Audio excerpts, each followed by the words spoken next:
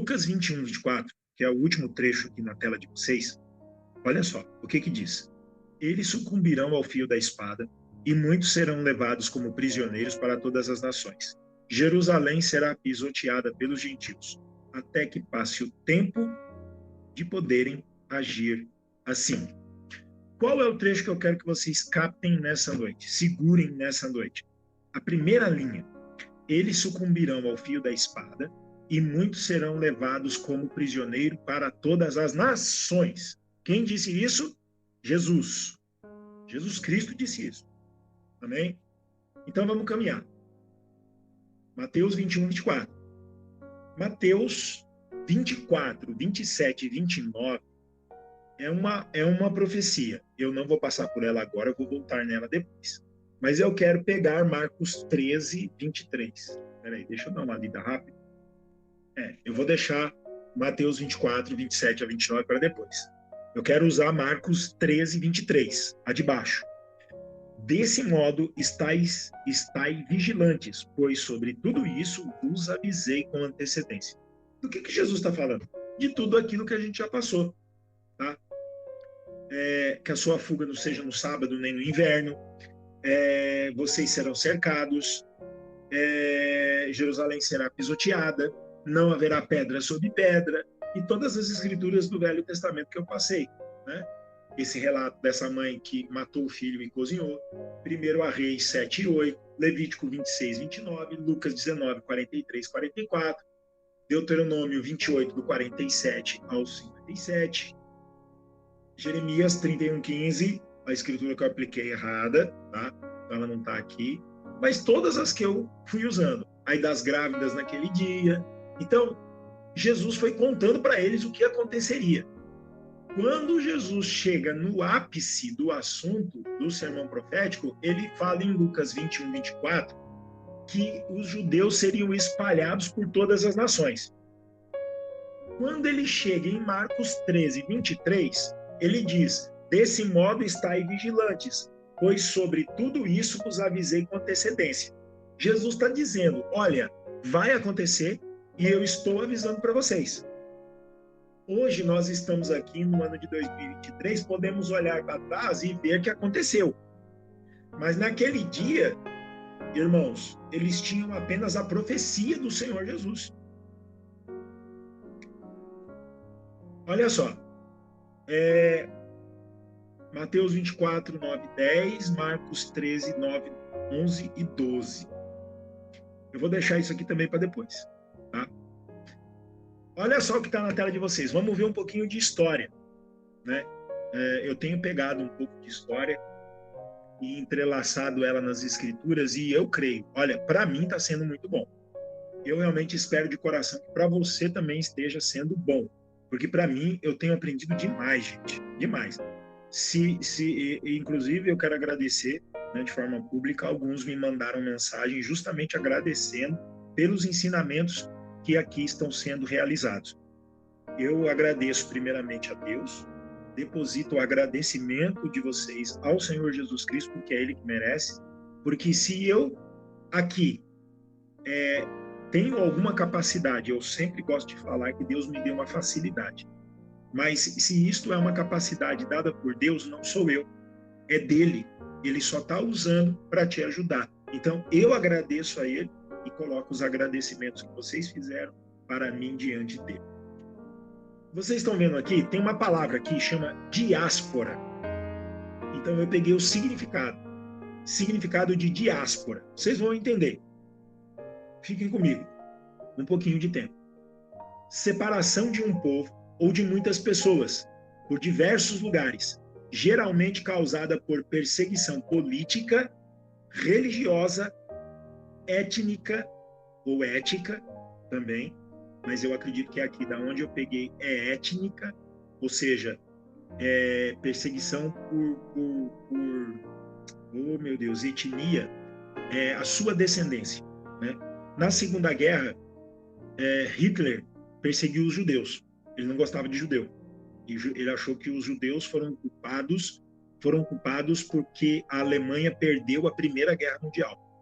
Então, Hitler odiava os judeus por causa disso. É claro que foi o diabo, É claro que era para a profecia se cumprir que o seu sangue, o sangue de Jesus, caia sobre nós, aqueles que disseram lá, crucifica, crucifica-o, caia sobre nós e nossos filhos. Caiu sobre eles no ano 70, quando não houve pedra sobre pedra.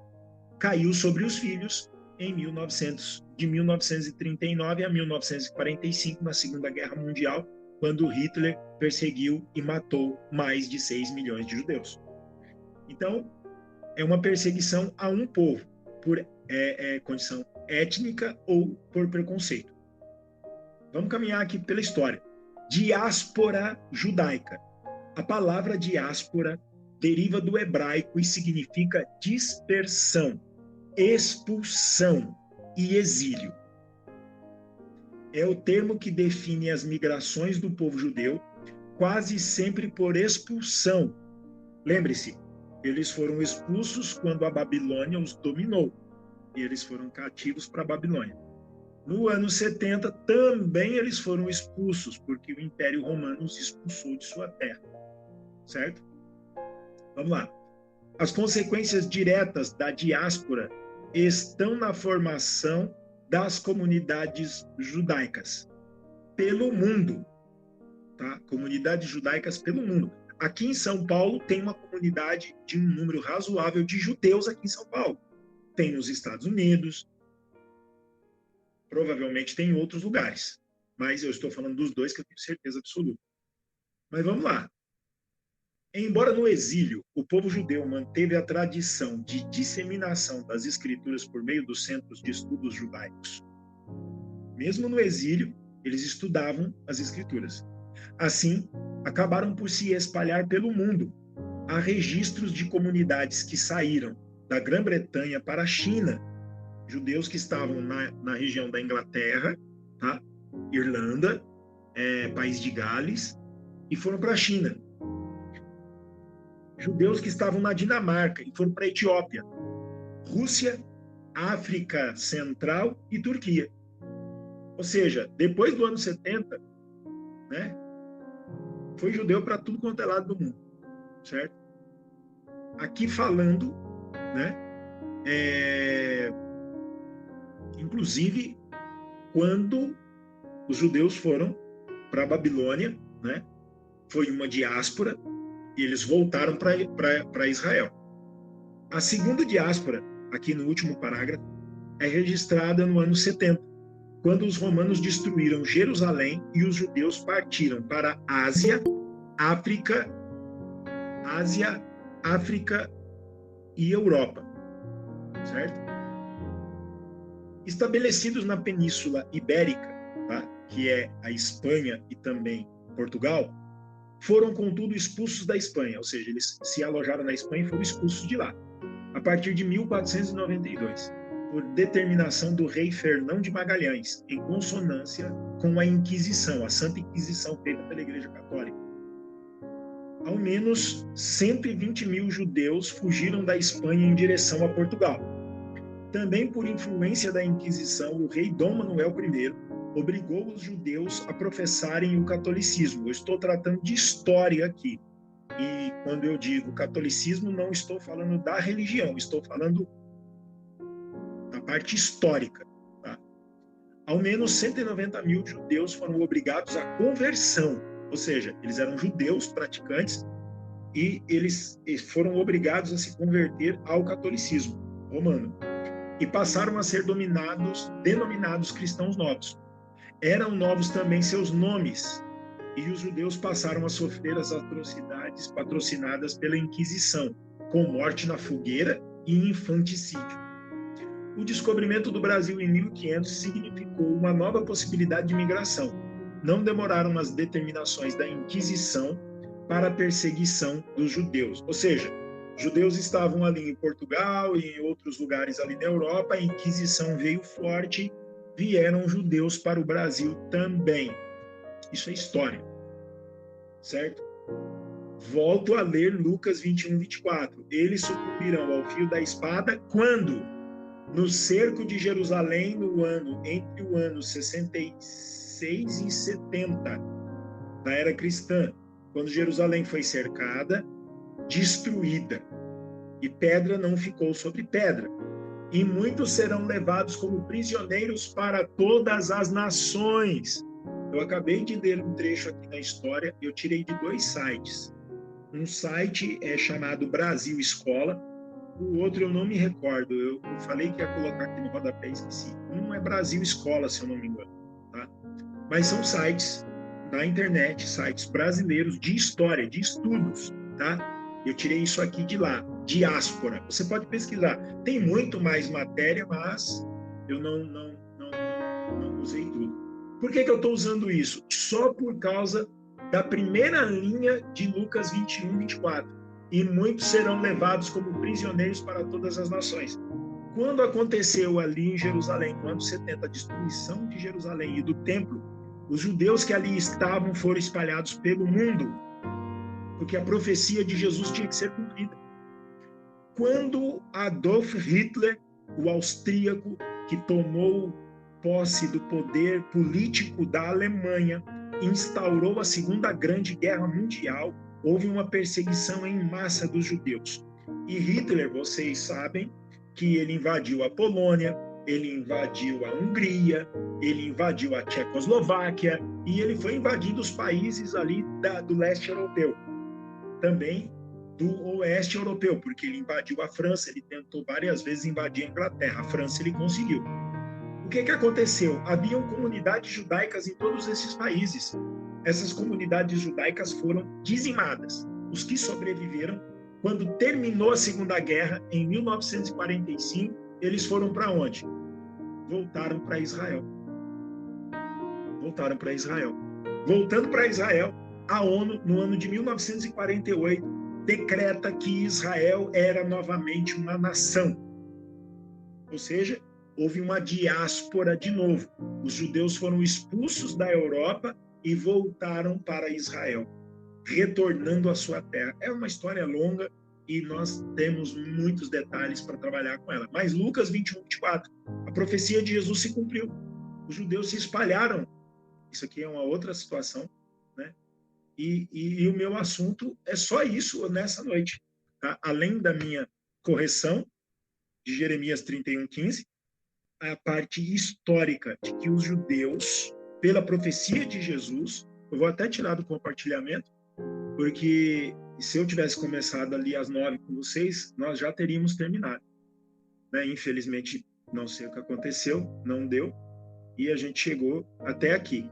Então, eu quero que vocês atentem para isso. Jesus Cristo falou assim: vocês cairão ao fio da espada e os que sobreviverem serão levados para todas as nações. Aconteceu. Você pode pesquisar aí sobre diáspora judaica. Você vai ver que depois do ano 70, os judeus se espalharam pelo mundo. Quem comanda uma grande parte da finança lá nos Estados Unidos, aquela rua que é a rua principal ali, a rua chamada Wall Street, né?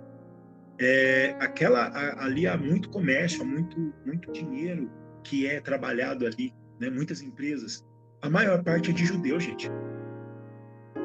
Eu não sei quantos de vocês conhecem algum judeu, né? Eu não conheço ninguém, não tenho amizade com ninguém, não conheço ninguém. Mas o que eu sei é o seguinte: não existe judeu pobre. Não tem judeu pobre. É a mesma coisa. É muito difícil você ver um japonês no nosso país sendo empregado. O japonês vem para o Brasil e não é empregado. Ele é patrão. Portugueses que se estabeleceram no Brasil, a maior parte deles são patrões, porque é uma cultura já deles, né? Mas falando especificamente dos judeus, você não vai ver judeu pobre. Até porque tem um segredo: judeu dizima. O judeu sabe que 10% de tudo que ele ganha, ele consegue, não é dele, é de Deus. E em agradecimento a Deus, ele emprega 10%. Ele fica com 90% e dá 10% de volta para Deus. E por isso ele é próspero. Tá? É um segredo bíblico. Tá? Dízimo é um segredo bíblico. Tá? Mas nosso assunto não é esse, eu estou terminando o assunto, inclusive. Mas o que eu quero que você atente é o seguinte: Lucas 21, 24, Jesus Cristo disse: Jerusalém vai ser cercada, não haverá pedra sobre pedra e vocês vão ser espalhados pelas nações. Lembra o que eu li para vocês ali? Eu vou vou retomar aqui, não vou compartilhar, não. Eu só quero ler de novo. Marcos 13, 23, o que Jesus diz? Desse modo estai vigilantes, pois sobre tudo isso vos avisei com antecedência. Jesus avisou eles com antecedência. Sabe o que Jesus está fazendo conosco? Eu não tenho medo de errar com isso, não. Né? Tem irmãos aqui que congregam comigo, sentam no mesmo banco que eu, e tem vocês que têm me ouvido por quase um ano. Jesus tem nos avisado de algo que está para acontecer. Eu passei por diversos assuntos, doutrinas básicas do início da vida cristã, mas eu entrei em profecias do tempo do fim. Quando eu entrei lá em Lucas 17, Lucas capítulo 17, do 1 até o versículo 33, e estudei com vocês sinais do tempo do fim, lembram-se disso? Passei pelos dias de Noé, passei pelos dias de Ló, e fui mostrando as escrituras, as profecias, fui unindo as profecias. Aquilo é o quê? Aquilo, olha só, eu não sou Jesus, certo? Não sou Jesus. Mas é como se Jesus Cristo tivesse vindo a vocês, tivesse aberto o livro de Lucas, no capítulo 17, e tivesse pego do versículo 1 até o versículo 33 e tivesse estudado aquilo com vocês. Por quê? Porque ali há profecias que Jesus Cristo disse que aconteceriam no nosso dia, muito perto da segunda vinda do Senhor Jesus Cristo. O que eu estou vendo com vocês aqui? A história do povo judeu. Mas por que eu estou passando pelo sermão profético em acontecimentos que já foram, que já são história? Porque eu vou entrar em acontecimentos que são para os nossos dias no sermão profético. Assim como Lucas 17. Sabe por que eu passei aqui? Porque foram feitas três perguntas para o Senhor Jesus Cristo. Senhor, olha a estrutura desse lugar, que coisa magnífica, que pedras bem cortadas, bem assentadas, que templo maravilhoso, que muros maravilhosos. Isso aí vai ter um dia que não vai ficar uma pedra sobre outra pedra. Aí os discípulos, como é que é, Senhor? Eles fazem três perguntas, lembram-se? Quando isso vai acontecer? Que não haverá pedra sobre pedra. Qual o sinal da tua vinda? E qual o sinal do fim do mundo? Hoje eu encerro com vocês. Quando isso vai acontecer? Que não haverá pedra sobre pedra. Passei pelo Novo Testamento, pelo Velho Testamento e pela história, mostrando para vocês que o que Jesus falou se cumpriu no ano 70. Então, uma das perguntas nós já respondemos. Mas faltam duas. Qual o sinal da tua vinda? E qual o sinal do fim do mundo? Do fim dos tempos? Essas duas perguntas nós vamos ver a partir de segunda-feira que vem. Amém? Por que eu passei pela história aqui dos judeus? Irmãos, o Antônio está aqui ainda, né? O Antônio está aqui. O Antônio ficou impactado com o assunto. Por que olha lá, ele está levantando a mãozinha lá, confirmando. Ele falou para mim, irmão, eu fiquei, né? Aquilo me chamou a atenção, falei para minha família, quis mostrar para minha família. Por quê? Porque quando eu terminei a live da semana passada, na segunda, eu disse assim para vocês, por que eu estou passando por isso? Um texto duro, difícil de ler, difícil de ouvir. Por quê? Porque isso é história, e o Senhor Jesus Cristo disse que aconteceria, e aconteceu. E aconteceu. Da mesma maneira que nós temos profecias em toda a Bíblia que falam do nosso dia. O dia que antecede o arrebatamento, o dia que antecede a segunda vinda de Cristo. E vai acontecer. E nós não podemos ser pegos de surpresa quando acontecer coisas que vocês, por exemplo, já ouviram eu falar aqui, né? E alguém ficar aqui e não for arrebatado e ver isso acontecer, vai falar assim, poxa vida, mas isso não tinha que acontecer. Depois que Jesus viesse e tomasse a sua igreja, aí vai ecoar uma voz dizendo, é verdade. O que está acontecendo agora acontece depois do arrebatamento. E está acontecendo porque o arrebatamento já se deu e você não estava pronto para estar no arrebatamento. É sério isso, gente. Por isso que eu passei pela doutrina mãe, a doutrina básica do início da vida cristã. Batismo. Jesus Cristo deu a ordem. Sede, pois, 22:5. Me dê 2 minutos. Jesus Cristo deu a ordem dizendo: sede, pois, ide por todas as nações, pregando o evangelho e batizando-as em nome do Pai, do Filho e do Espírito Santo. Mateus 28, 19. Quando o Senhor Jesus Cristo chega em Marcos, capítulo 16, versículo 16, ele diz o seguinte: todo aquele que crer e for batizado será salvo. Jesus dizendo. Mateus 28, 19, ele dá a ordem do batismo. Marcos 16, 16, ele fala: todo aquele que crer na ordem do batismo e for batizado será salvo. Batizado de qualquer maneira? Eu disse para vocês que não. E aí eu usei Atos 2, 38, Atos 8, do 12 ao 16, Atos 8, do 30 ao 30, do 30 ao 40, Atos 10, 36 e 48, Atos 16, do 30 ao 33, Atos 19, do 1 ao 7, Atos capítulo 9, versículo 18, se eu não me engano, e Atos capítulo 22, versículo 16, se eu não me engano, quando Paulo relata do batismo dele. 7 batismos, 7 cidades, 4 homens batizaram: Pedro, Filipe, Paulo,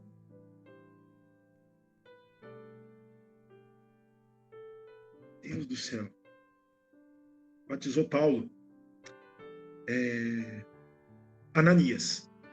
Esses 4 homens, em 7 cidades, em sete trechos bíblicos, realizaram o batismo em nome do Senhor Jesus Cristo. Eu disse para vocês, Mateus estava junto com Pedro em Atos 2. Se Pedro tivesse errado, quando ele falou assim: arrependei-vos e cada um de vós seja batizado em nome do Senhor Jesus Cristo para perdão dos pecados e recebereis o dom do Espírito Santo, Mateus tinha dado um cutucão em Pedro e tinha falado para ele: Pedro, eu escrevi em Mateus 28, 19 que o batismo é em nome do Pai, do Filho e do Espírito Santo. Só que eu mostrei para vocês que Jesus Cristo é Pai. Isaías capítulo 9, versículo 6. E o Senhor... Não. E um menino nos nasceu, um filho se nos deu, e o principado estava sobre seus ombros. Principado é poder. E o poder estava sobre seus ombros. E o seu nome, uma criança, o seu nome será maravilhoso, Deus forte, Pai da eternidade. Então Jesus é Pai. Eu mostrei para vocês em Mateus capítulo 1, versículo 21, que quando Gabriel veio e avisou José em sonho, José foi avisado pelo anjo Gabriel, que Gabriel disse o seguinte para ele: não tema tomar Maria, sua mulher, porque o que nela está gerado é do Espírito Santo, e vocês colocarão o nome desse filho Jesus. Então Jesus é Pai, Jesus é Filho. Jesus é o Espírito Santo, porque em São João, capítulo 14, a partir do versículo 15, Jesus fala assim: e o Espírito de verdade, que o mundo não conhece e não pode receber, mas que habita convosco, esse Espírito de verdade estará em vós. O que Espírito que esteve nos discípulos? Lá em Atos, capítulo 2, a descida do Espírito Santo. Quando eles estavam no cenáculo alto, reunidos, orando, o Espírito Santo desceu em formato de línguas de fogo e pousou sobre cada um deles. Aquilo era o batismo do Espírito Santo. Jesus Cristo disse que ele voltaria para eles na forma de um ser humano depois da crucificação, ressurreição e ascensão? Não, na forma de Espírito. O Espírito de Jesus Cristo retornou aos discípulos no capítulo 2 de Atos, os enchendo com o chamado Espírito Santo. Para receber o Espírito Santo, precisa ser batizado. Quem crer e for batizado será salvo. De qualquer maneira? Não. Da maneira correta bíblica. Irmãs que costuram, é um nó muito bem dado. É um novelo maravilhoso, porque uma escritura puxa a outra, e outra escritura puxa a outra, e todas elas estão entrelaçadas. A profecia de Jesus, não haverá pedra sobre pedra, havia sido falada lá em Deuteronômio, havia sido falada lá em Levítico, havia sido falada lá em 1 Reis, capítulo 9. Eu nem tomei a minha Bíblia hoje, né, mas ela está aqui comigo na mesa. Esse livro aqui é um livro maravilhoso. Maravilhoso. E só tem uma pessoa que pode abrir o entendimento para você. Não sou eu, não, irmão Denilson, não. Só tem uma pessoa que pode abrir esse livro aqui e te dar o entendimento do que nele está escrito, Jesus Cristo. A única coisa que eu estou fazendo como mortal desde o mês de março é me esforçando para que você possa entender esse livro melhor. Amém? Deus abençoe vocês. No nome do Senhor Jesus Cristo.